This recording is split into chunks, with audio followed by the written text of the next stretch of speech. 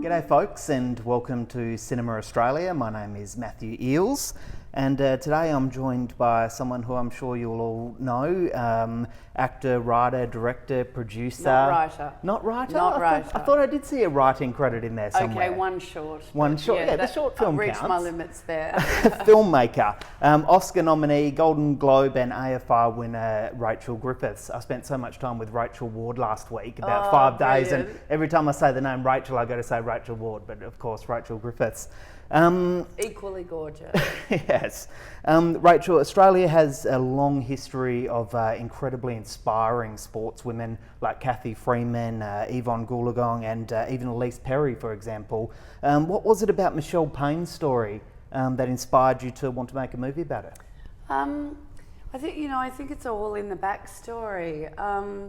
Look, for me, it was the fact that she was competing on an equal playing field for men, and beat the best in the world, that it was a glass ceiling that, 155 years a woman hadn't ridden it. And I think when you look at, the stories behind women who have these extraordinary breakthroughs, there's some really interesting answers about what kind of ground, can grow that rare, tulip, if you like.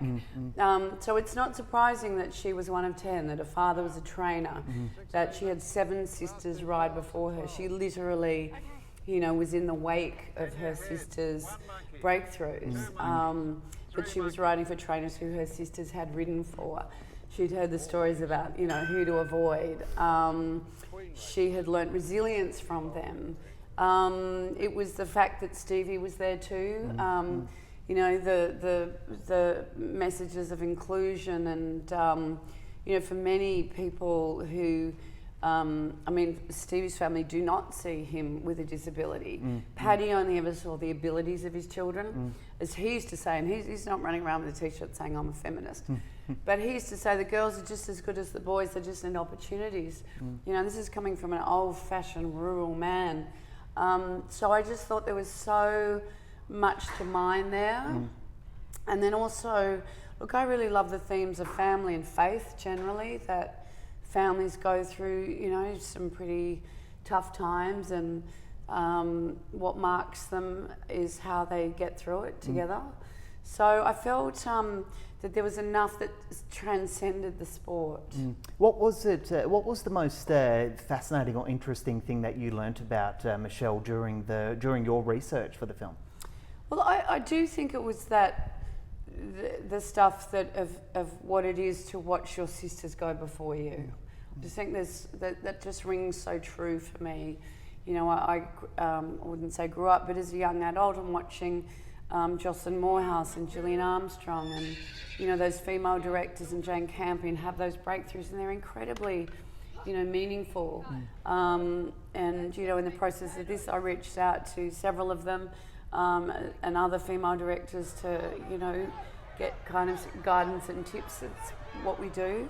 I think I didn't know that she came back from such catastrophic injury, that she really had such severe brain trauma that she had to learn to walk and talk again. So that getting back on the horse from that low point, in every film, every hero needs a dark night of the soul, and we kept talking about that period in the film, the dark night of the soul, because without that, the dawn, means nothing. And then the triumph is hollow. This year alone, Australia has produced at least 5 films starring actors with disabilities. Those 5 films are Standing Up for Sunny, Pulse, Kairos, Ride Like a Girl, and Reflections in the Dust, which starred another Australian sporting identity, Sarah Hubbold. They're all fantastic films, by the way, and I recommend everyone check them out. Oh, I'd love to see that list. I wasn't aware that that breakthrough is happening on quite the scale. Yeah, and wonderful. It feels amazing to be a part of an industry at the moment with such inclusion.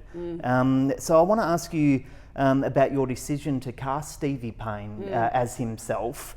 He's terrific in this film, and it's hard to believe that you're looking at this guy who was a horse trainer and now he's an actor, because he's bloody good in it.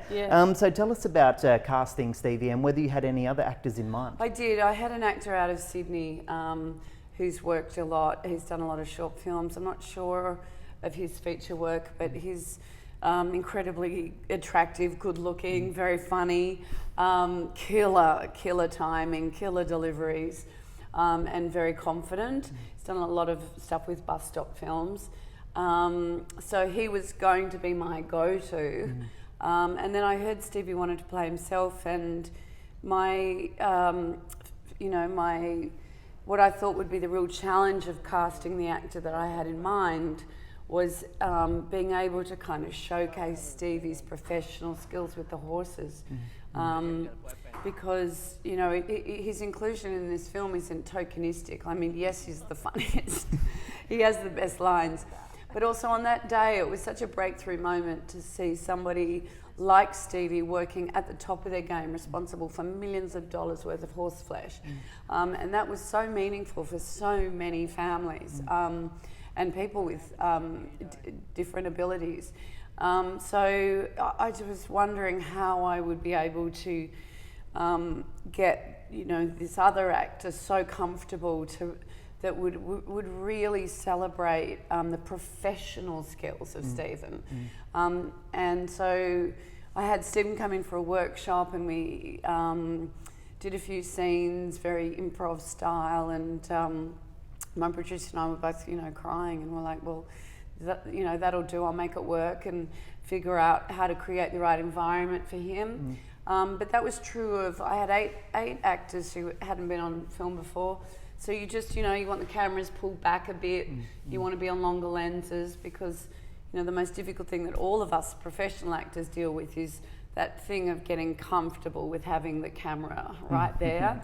So if you can pull the camera kind of out of your eye line, that goes a long way to, you know, not being self-conscious. Yes. Yeah. And then just working with which lines were really killer, you know, Andrew Knight classic lines that we needed to nail, and then which scenes were more textural. So those scenes that were more about what happens between people, you know, we had a more of an improvisational style. Yeah. Sorry to rattle off another list here, but it's yeah. Is So this the girl director list? Well, actually, not the girl director, but the films that they've made. How did you know that? I don't know. That would be.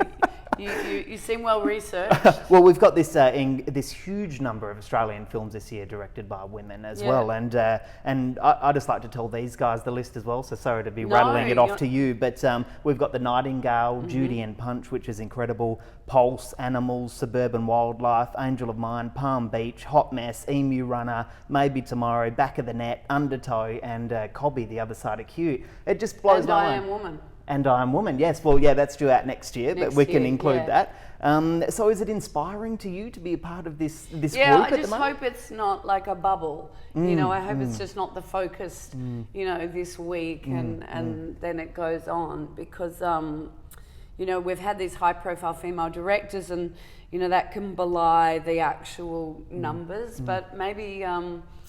I think Screen Australia said that they were at parity this year with the films they funded. Fantastic. What's wonderful about that list is it couldn't be more diverse content. Yes, that's right. You know, from real crowd pleasers and biopics to... independent films, big budget films, the whole lot. So how far has gender equality come in Australian cinema since you began your career? Does it feel different? Well, I think feelings are irrelevant. I think data is what matters, and you would be a better person to analyse that data, because it's very easy to, with a couple of high-profile projects, you know, to get the vibe that something is really changing. I do say that one thing that's happening with television is it's moving towards the kind of auteur director, you know, and having one director do a whole series, is that is much more difficult for women with families to do. So I am afraid of that new model of television is going to mean that only women without children or women whose children have grown or men are likely to do those six parts. Rachel Perkins does have a child and directed all of black bitch, but And she's doing Mystery Road at the and- moment. Oh no, sorry, she did the last season of That's Mystery correct. Road. Yes, exactly. And I'm sure she won't be doing a project as all-consuming, you know, for quite some time. I hear that the average time between features for women is 10 years. Right. You know, that's one stat I can Yes. throw at you, Yeah. and part of it really is how, you know, demanding it is. Yeah. But I think the balance out is television, and many of our top female directors who have been delivering reliably extraordinary world-class work have all, you know, taking opportunities overseas, Dana Reid and Kate. So, you know, hopefully that will create more opportunities. But I think it's just, we need to keep our eye on the data. Yes, that's right. Yeah. We're just going to take a quick look at a clip from the film. You're out of your mind. Get married, go travelling, and have kids. There's a reason they call it the most dangerous sport on earth. Who's going to look after you if you're permanently brain damaged? Paralysed? Dad can't. I will. Shelley, I can't be part of this anymore. If I get you a ride and something happens... So what do you want me to do? Go back to being the youngest of 10, doing as I'm told by everybody else? Like you ever did what you were told. I don't see you telling your husbands to give up, and they've all been injured. Dad, please, just tell her. I did try to do that once. Didn't work out so well. No. If little girl's made up her mind, there's no one here or in heaven that can make her change it.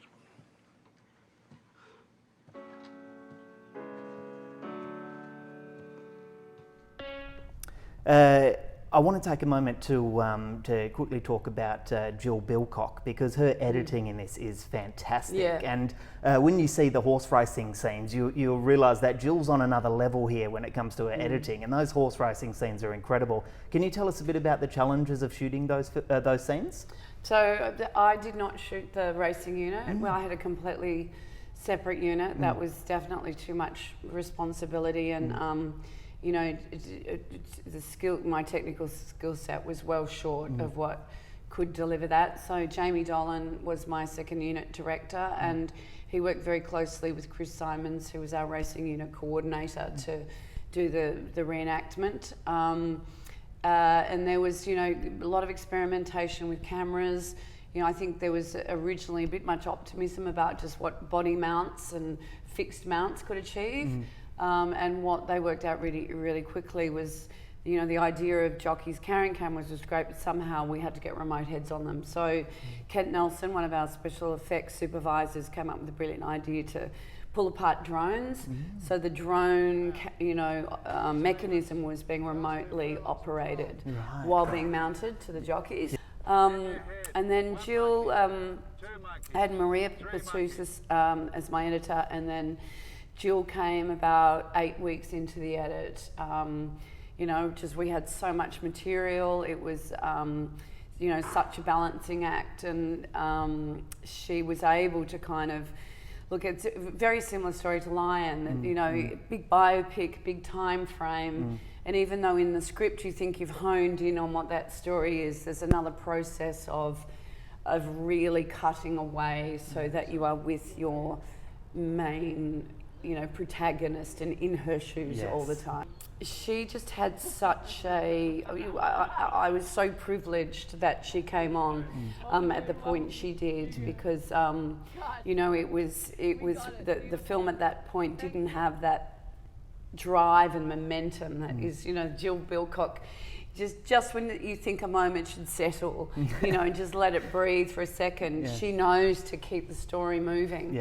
And she just so confidently created this relentless sense of momentum, which I think is so hard in a biopic. But look, to have Jill there on your first film, you know, in the same company as Baz, in the same company as Shaker, we were so fortunate that she stepped in and she really found, you know, the film that we see. Yes. Rachel, do you want to tell these guys when they can see the film? So the film is opening around Australia in a cinema near you, September 26th, but also special preview screenings the week before, so have a look out. Go and see it, folks. You'll really enjoy it. Thank you for joining us, and Rachel, thanks a lot. Pleasure. What sort of jockey would you like to see? I just want to win the Melbourne Cup. All set to go for the Melbourne Cup. Stand by for the race that stops the nation. How can a horse that was winning come last? If you can go from first to last, no reason you can't go from last to first. Horse gallops with his lungs, he perseveres with his heart, and he wins with his character. You're riding slow, pick it up. I want to ride Group 1s. I want to be the best. Hi, I'm Michelle Payne. I'm a jockey. I'm available for track work. Who's that riding your horse, Betty? A woman jockey. The girl's never going to win the Melbourne Cup, mate. Get off me! Get back where you belong! You must be exhausted. Work twice as hard and get half the ride. It's not just about speed. It's about patience. Michelle Payne gets up to win. Dad, careful!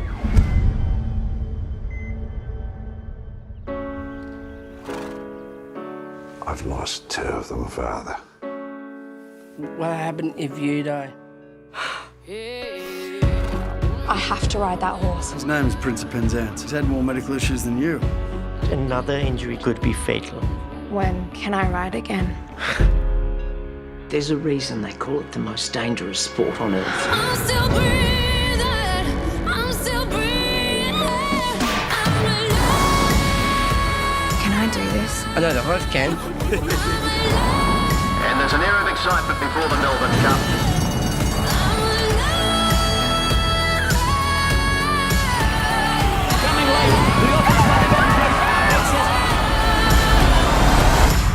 The only thing that matters is the odds you give yourself.